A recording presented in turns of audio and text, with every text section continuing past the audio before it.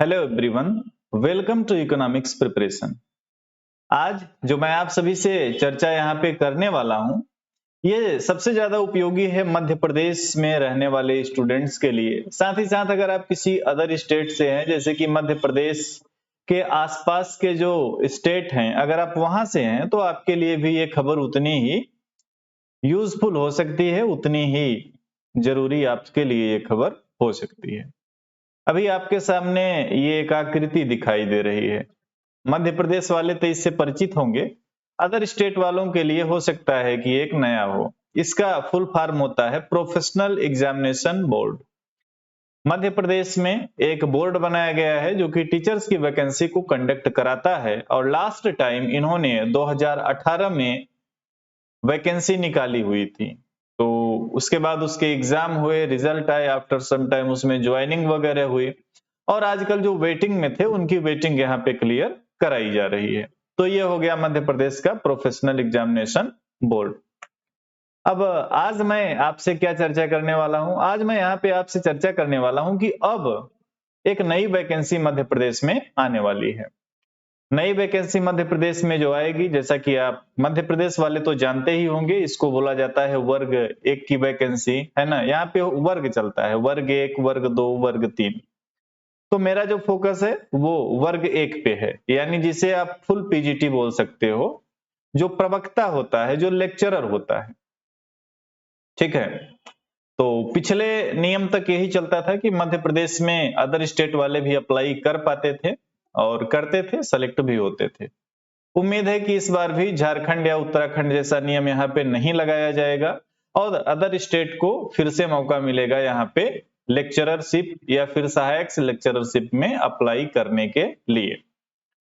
सवाल यह है कि इसके फॉर्म कब तक आएंगे।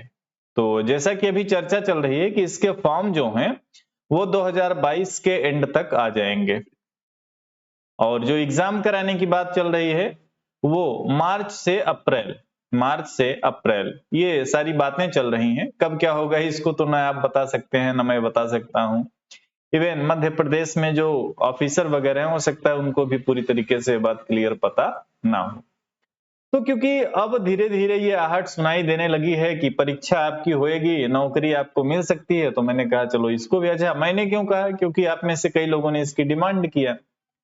तो अब मैं यहाँ पे आपको वर्ग एक सब्जेक्ट इकोनॉमिक्स के लिए गाइड करूंगा कि किस तरीके से आप इकोनॉमिक्स सब्जेक्ट के लेक्चरर मध्य प्रदेश में बन सकते हैं। सबसे पहले मैं आज यहाँ पे आपसे चर्चा करूंगा इसके एग्जाम पैटर्न के बारे में और अर्थशास्त्र यानी इकोनॉमिक्स के सिलेबस के बारे में। देखिए, आपका जो एग्जाम होगा वो एमसीक्यू बेस्ड होगा। ठीक है, सभी प्रश्न यहाँ पे ऑब्जेक्टिव रहेंगे और अनिवार्य रहेंगे। प्रश्न के लिए 1 अंक मिलेगा, यानी 1 नंबर का 1 क्वेश्चन आपका रहेगा। एग्जाम का टाइम जो होएगा वो 2.5 घंटे का होएगा। ठीक है, और एग्जाम आपका एक ही पेपर होगा, 150 क्वेश्चन होंगे इसमें, और सभी क्वेश्चन एमसीक्यू होंगे, यानी कि 150 मार्क्स के होंगे। अब जो आपका पेपर होगा ये 2 भागों में बटा होगा। एक होगा part A, part B. Part B जो होगा वो आपका कोर सब्जेक्ट का होगा। जैसे कि आप इकोनॉमिक्स वाले हैं तो आपका इकोनॉमिक्स सब्जेक्ट हो जाएगा। पार्ट वन में कई सारी चीजें आएंगी। पार्ट वन में देखो क्या क्या आएगा भाई। सामान्य हिंदी आएगी, सामान्य इंग्लिश आएगी, सामान्य ज्ञान रहेगा, और इसमें करंट अफेयर भी इंक्लूड रहेगा, मेंटल एबिलिटी रहेगी, और पेडागोजी रहेगी। वही पेडागोजी जो कि आपने बीएड वगैरह में पढ़ी होगी। मेंटल एबिलिटी आसान होती है, और जनरल नॉलेज और करंट अफेयर्स ये सब तो देखो सबको जानना समझना ही चाहिए। और जनरल इंग्लिश और जनरल हिंदी, अगर हम बात करें तो हिंदी के 10 क्वेश्चन आएंगे, इंग्लिश के 8 क्वेश्चन आएंगे, सामान्य ज्ञान और करंट अफेयर्स के 10 क्वेश्चन रहेंगे, मेंटल एबिलिटी के 7 सवाल रहेंगे, और इसी प्रकार से पेडागोजी के 15 सवाल रहेंगे। सबसे ज्यादा पेडागोजी के सवाल आपके पार्ट वन में आने वाले हैं। तो ये तो पार्ट वन का हो गया। आज मैं जो सबसे अच्छे से आपसे बात करने वाला हूं यहाँ पे, वो बात करने वाला हूं इकोनॉमिक्स के लोग, यानी कि जो आपका दूसरा सब्जेक्ट होगा उसमें आपके 100 क्वेश्चन होंगे एमसीक्यू बेस्ड। तो चलिए अब हम लोग बिना टाइम खराब किए सीधे इकोनॉमिक्स के सिलेबस को डिस्कस करते हैं और देखते हैं कि किस प्रकार से ये सिलेबस आपका यूजीसी नेट से अलग है। और अगर आप यूजीसी नेट एस्पिरेंट हैं तो कहां कहां पे आपको ध्यान देना चाहिए कि आप इसकी बेहतर तैयारी कर पाएं और अपनी एक नौकरी को सुनिश्चित कर पाएं। तो सबसे पहला जो टॉपिक शुरू होता है आपका वो ये शुरू होता है, देखो मैं एक चर्चा आप सभी से करूं, ये जो पीजीटी का सिलेबस होता है ये मैक्सिमम स्टेट का एक जैसा होता है। अभी आप यूपी पीजीटी के सिलेबस को उठा के देखेंगे, काफी हद तक चीजें यहां भी वही रखी गई हैं। तो पहली चीज कि आपको यह समझना पड़ेगा कि इसकी परिभाषा क्या है। अब देखो, जब आप अर्थशास्त्र की परिभाषा पढ़ते हो तो इसको सिर्फ ये नहीं देखना है कि साध्य और साधनों के बीच समन्वय स्थापित करना ही अर्थशास्त्र, ऐसा नहीं है। जितने वर्गों में अर्थशास्त्र की परिभाषा को बांटा गया है, भाई मार्शल ने क्या बोला, जेके मेहता ने किस प्रकार के परिभाषा की बात किया, सैमुअल्सन ने क्या बात किया, रॉबिन्स ने क्या बात किया, मतलब जितने प्रकार के इसके विभाजन है परिभाषा को लेकर वो सब आपसे पूछा जा सकता है और आपको सब कुछ यहाँ पे पढ़ना पड़ता है। तो ये इसकी डिफिनेशन हो गई, कैसे आप इसको पढ़ेंगे, इसकी विधियां क्या हो सकती हैं, जैसे कि आगमनात्मक विधि हो गई, निगमनात्मक विधि हो गई। इसी प्रकार से व्यष्टि और समष्टि अर्थशास्त्र में अंतर आपको समझना है, ठीक है ना। और फिर आगे बढ़ेंगे तो भारतीय और पाश्चात्य आर्थिक विचार और अर्थव्यवस्था की केंद्रीय समस्याएं। तो जो पहला आपका ये सिलेबस का जो पहला टॉपिक है उसमें आपको अर्थशास्त्र के बारे में जानना और समझना है कि क्या होता है, इसकी परिभाषाएं क्या हैं, कैसे आप व्यष्टि और समष्टि में भेद कर पाएंगे और किसी एक अर्थव्यवस्था की केंद्रीय समस्याएं कौन कौन सी होती हैं। ये सभी टॉपिक बहुत ही आसान होते हैं, लेकिन अगर आप पढ़े नहीं रहेंगे तो आप सवाल गलत करके आएंगे। दूसरा जो आपका टॉपिक है वो है उपभोग और उपयोगिता।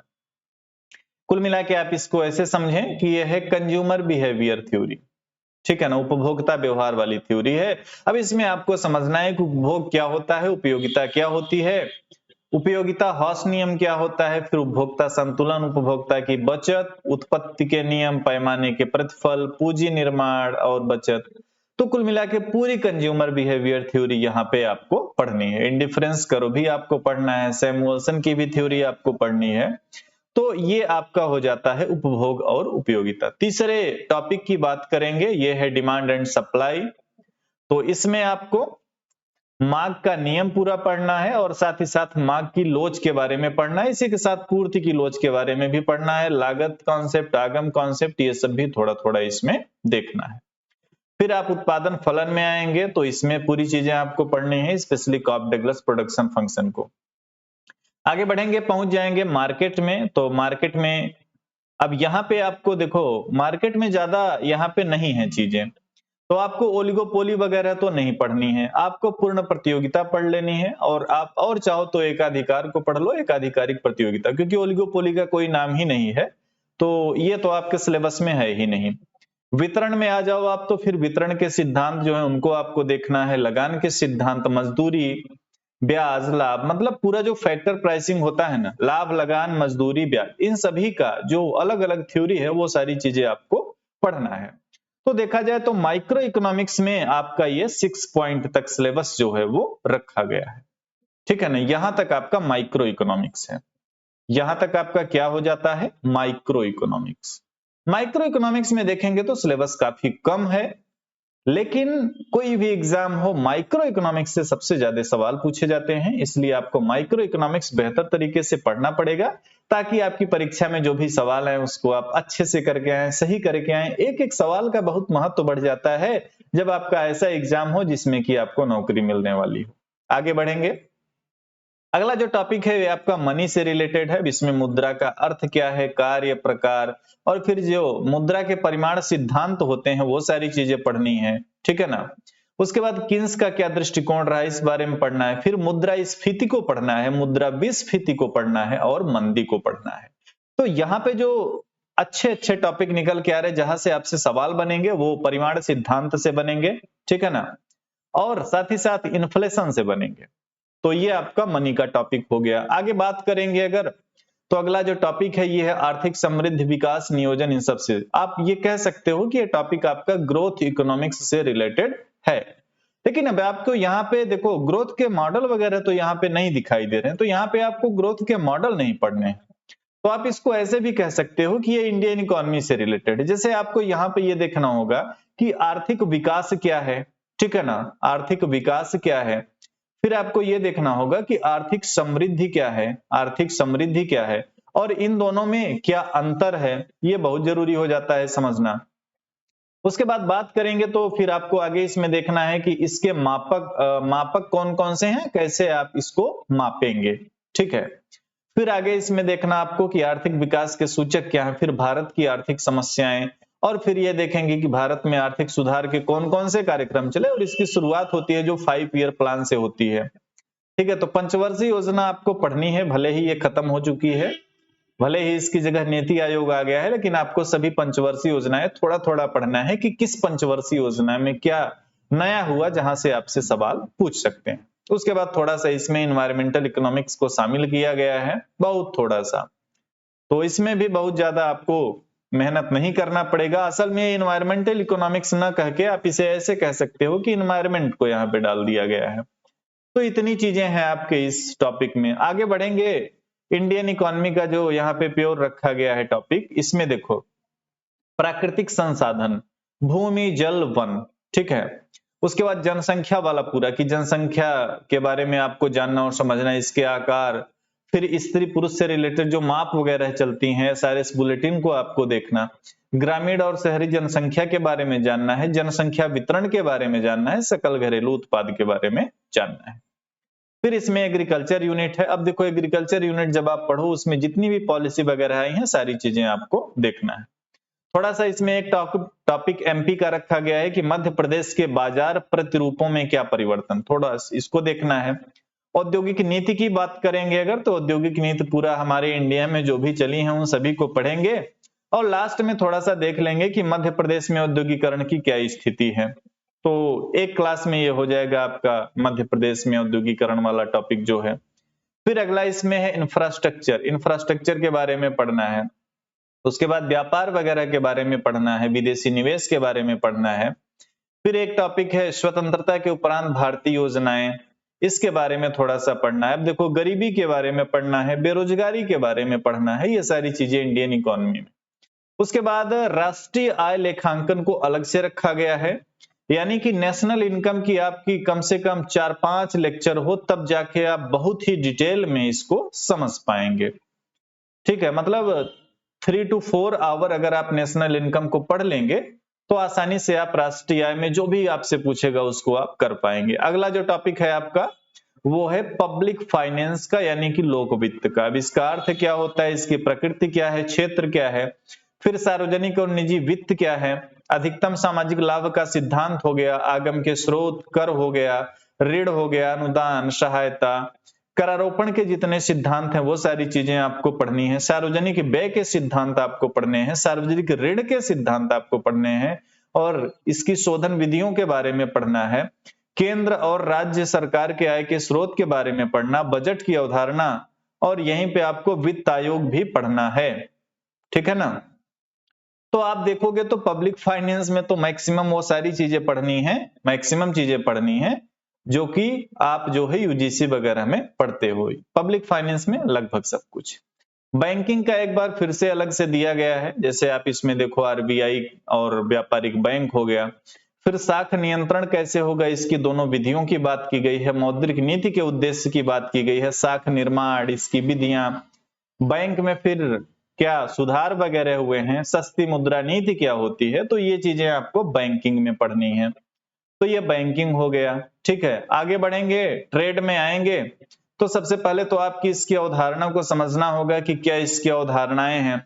फिर व्यापार संतुलन को देखेंगे, भुगतान संतुलन को देखेंगे, कैसे इसके असंतुलन को दूर कर सकते हैं, व्यापारिक नीति को देखेंगे, विदेशी विनिमय दर को देखेंगे, अंतरराष्ट्रीय व्यापार के जो सिद्धांत वगैरह हैं और स्पेशली क्लासिकल सिद्धांत, इन सबको भी देखेंगे। नई ट्रेड थ्योरी तो कोई नहीं है, और फिर इसका प्रभाव वगैरह क्या पड़ता है, ये सारी चीजें देखेंगे। तो ट्रेड में भी सिलेबस काफी लिमिटेड है। स्टैटिक्स में आ जाएंगे, इसका परिचय देखेंगे, क्षेत्र, विशेष सामग्री, ये सारी चीजें, फिर डेटा कलेक्शन कैसे होता है, इसका वर्गीकरण कैसे, ये सारी चीजें, केंद्रीय प्रवृत्ति की माप में माध्य, माध्यिका, बहुलक, ये सारी चीजें देखेंगे, विचलन को देखेंगे, प्रमाप विचलन, कोरिलेशन यानी कि सहसंबंध, कार्ल पियर्सन का सहसंबंध गुणांक, स्पीयरमैन का श्रेणी सहसंबंध गुणांक, और श्रेणी चिन्ह परीक्षण। तो स्टैटिक्स में भी सिलेबस बहुत ही लिमिटेड है। तो ये रहा सिलेबस। अब अगर हम लोग इस सिलेबस की 2 जगह से तुलना करते हैं, एक तो करते हैं यूपी पीजीटी से, ठीक है, और एक करते हैं यूजीसी नेट से। अगर आप यूजीसी नेट के एस्पिरेंट हैं तो ये सिलेबस जो है आपके लिए हलवा जैसा है यानी कि बहुत ही छोटा है, आपको ज्यादा मेहनत करने की जरूरत नहीं है। बस सारी चीजों का एक बार आपको कहीं से नोट्स वगैरह मिल जाए, आपने खुद अगर यूजीसी के लिए बनाए हो तो ये टॉपिक के नोट्स आप अलग कर लीजिए, एक बार नोट्स को पढ़िए और इन टॉपिक से रिलेटेड क्वेश्चन की प्रैक्टिस कीजिए। अगर आप यूपी पीजीटी के सिलेबस को पढ़े हुए हैं, क्योंकि बहुत सारे मध्य प्रदेश के लोग भी यूपी में अप्लाई किए हैं, या यूपी वाले ऐसे लोग जो कि मध्य प्रदेश में अप्लाई करेंगे, तो आप देखेंगे कि यूपी सिलेबस का जो यूपी का जो पीजीटी का सिलेबस है इकोनॉमिक्स का, ये भी सिलेबस लगभग वैसा ही है, बहुत ज्यादा इसमें कोई डिफरेंस नहीं है। तो कुल मिला के ये आप कह सकते हैं कि ये सिलेबस आसान है, आप इसको आसानी से कर सकते हैं। और दूसरी बात कि अब क्योंकि आपके एग्जाम का नोटिफिकेशन आने वाला है तो मेरे द्वारा आपको इस चैनल पे कराई जाएगी हेल्प। अब इस सीरीज का जो नेक्स्ट वीडियो आएगा, उस नेक्स्ट वीडियो में मैं क्या करूंगा, नेक्स्ट वीडियो में आपसे प्रीवियस ईयर क्वेश्चन पेपर की मैं चर्चा करूंगा, जो कि एमपी में लास्ट एग्जाम का प्रीवियस ईयर क्वेश्चन पेपर था। तो उसमें हम लोग इकोनॉमिक्स के क्वेश्चंस को सॉल्व करेंगे, 3-4 लेक्चर या 3-4 पार्ट में उन क्वेश्चंस को सॉल्व किया जाएगा, ताकि आप चीजों को और अच्छे से समझ पाएं। अगर आप हमारे इस चैनल पे नए हैं तो चैनल को सब्सक्राइब जरूर कर लीजिएगा, सब्सक्राइब करने के साथ बेल आइकन पे भी क्लिक कीजिए ताकि कोई नई वीडियो आए उसका नोटिफिकेशन आपको मिले।